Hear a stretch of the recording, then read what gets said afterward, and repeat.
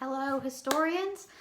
Today we're going to be talking in our U.S. history here about the last thing we covered was the Trail of Tears, when all the tribes from the Georgia area and south of that area are sent away out into the middle part of the state, what's called the Great American Desert. And although we do discover eventually it's not truly a desert, things can be grown there, and eventually oil will be discovered. And when that happens, the Indians are moved off that land once again. But we're not going deep into that story because that's in the future.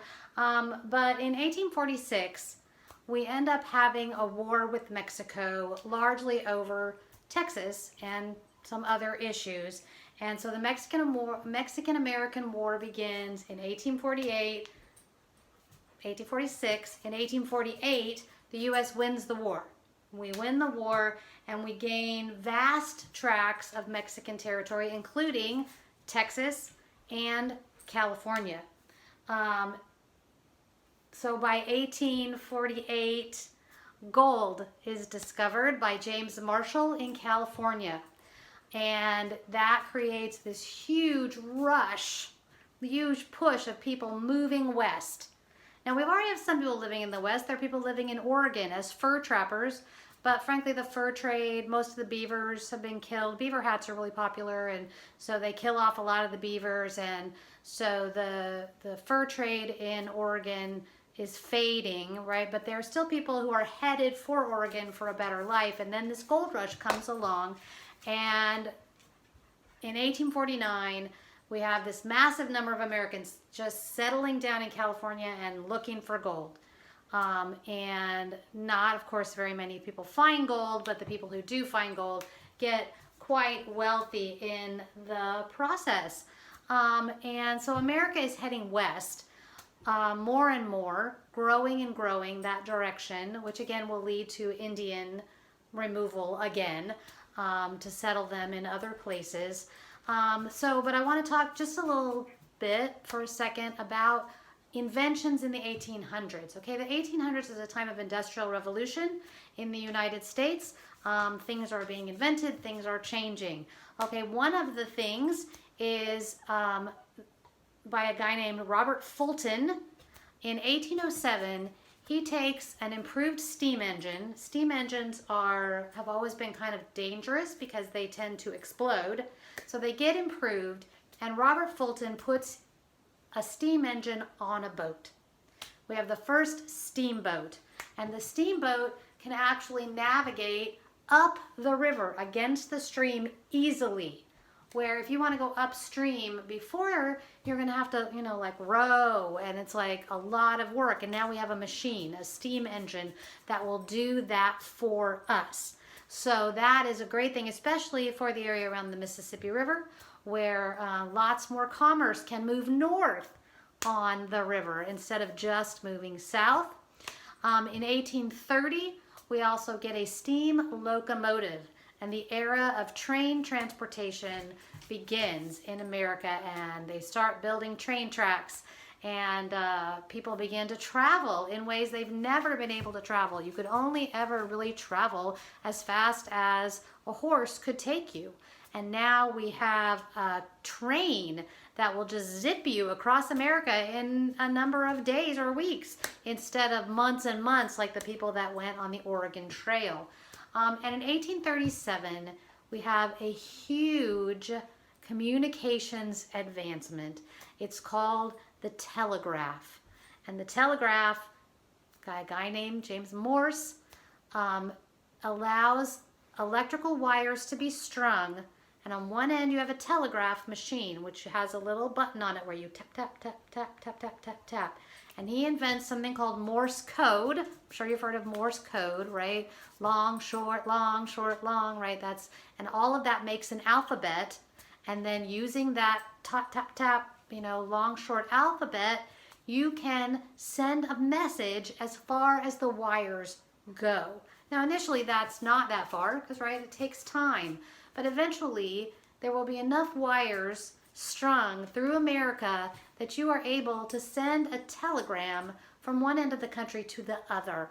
and you can actually contact people on the other side of the country in a way that would have been utterly impossible prior to that. So basically we're getting up into the 1840s, gold rush in 1849. It was actually 1848 that they discovered it, but the rush was in 1849. If you can't even remember, always remember that the San Francisco football team is the San Francisco 49ers. And it was the 49ers who were the gold rush guys. So whenever you say, what year was the gold rush? Oh, 1849, like the 49ers, okay? Football fans out there. And now we are going to begin, starting next week, our run up to the Civil War.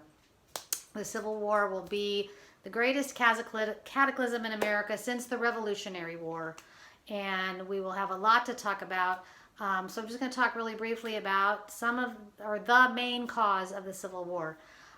You will hear people say, especially in the South, that the Civil War was about states' rights versus federal government authority. And there is some truth to that. There is a kernel of truth in that. But really, the states' rights that they are talking about is the states' right to have legalized slavery. The war is ultimately about who can have slaves in their state, and will we have slaves any longer in our country. In the North, we have a lot of industrialization that's happening. A guy built a mill to make cloth up in Rhode Island near a river, and discovered that using a water wheel, he could run this mill really well, and he could bring people in to work in his mill and make cloth. This is the beginning of the industrial age in the North. And in Lowell, Massachusetts, again, near a water source, they create a mill and start hiring young women. And these young women, they live in company housing, and they're kept to a very strict standard of living, but they're making cloth in this mill. And more people start working in factories and mills and plants for their work. They're working less on the farm and more in some kind of industry. An interesting little tidbit is that for many Americans, when they start moving into this kind of industrialized work situation, need clocks for the first time. Because when they're farmers, then you wake up with the sun, you work until the sun goes down. But now they have to arrive at the factory for their shift at a particular time.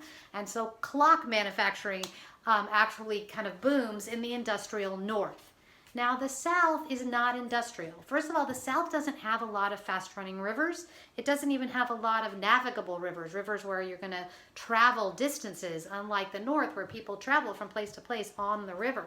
So the South is not like that, geographically speaking. And the South is still very rural. It's very agricultural. It's very farm-based, right? And lots of people own large tracts of land. There are many small farmers as well. Small farmers who generally don't have slaves, or they might have one slave, a family slave that helps them. But it's the large, wealthy plantation owners that own slaves, okay? And they produce their wares based on labor that they own. They're not paying wages to their slaves, and so their economy is a little different than most economies in that they are not paying wages for their labor. Most of the modern world is not doing that anymore, but we're still doing that in the American South. And so to maintain their economic system, to maintain their lifestyle, they need their slaves. However, especially because of a very important slave revolt in Virginia called the Nat Turner, that was the name of the slave that rebelled, people have tightened up their laws. They've made harsher, stricter laws, and it is a hardening of, we will not give up our way of life, okay? We don't care what the Northerners say. They live a different lifestyle. They don't understand, Virginia, South Carolina, North Carolina, Georgia, Alabama, I probably missed some, but their economy is based on slavery. Most of America is now saying we don't want slavery, but the plantation owners are saying we need slavery. And so we're doing this, we're going to move historically up till Abraham Lincoln is elected. Abraham Lincoln his election is the spark that causes secession. It causes southern states to begin to leave the United States and create their own Confederate states. But the real reason, okay, so this is historical. I'm not talking about opinions or anything like that. If you ever, and maybe we'll do this a little bit, we look at the documents of secession, the declarations of secession, the reason they are leaving, most of them prominently mention slavery as the reason for that. They have the right in their state to have slavery if they want it. So that's going to become critical and will, of course, lead to this cataclysmic war that we will be talking about very soon. So that's all I have for today. So check out your homework and all that attached to this email. And you have a great day, a great weekend, and I'll see you later. Bye for now.